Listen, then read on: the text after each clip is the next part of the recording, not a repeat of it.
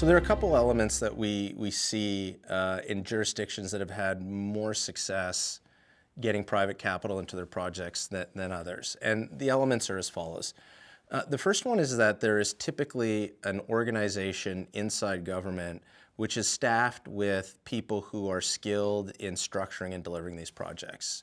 I'm a Canadian, and in Canada, the reference case for this is Infrastructure Ontario. It is a dedicated government agency that has people experienced in structuring large, complicated infrastructure projects.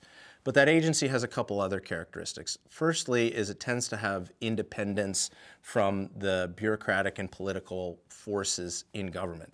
The second is that there's a well-reasoned process to go about putting projects together. The third element of getting bankable plans is once you've gone through that process, there's a very clear set of rules for how procurement will take place, how financing will take place, how money will change hands, and those rules are generally quite firm and stable over time. I think the very first one is focusing on their ability to prepare a project properly and show the private sector they've been thinking about it and have their project preparation in right order.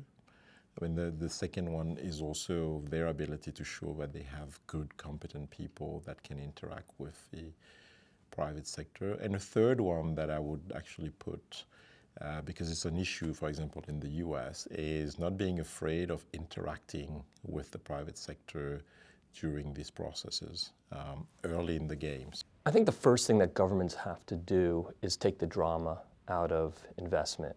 So infrastructure is one of those sectors where acquisitions, mergers, bankruptcies, you don't want any of that. Right? The investors have to live with those assets, have to live with those governments, live with those consumers for long periods of time. Investors want some predictability. They want reliability. They want regulations to function. They want to know that they're basically going to be able to repatriate their capital, that they're going to get the returns that they expect.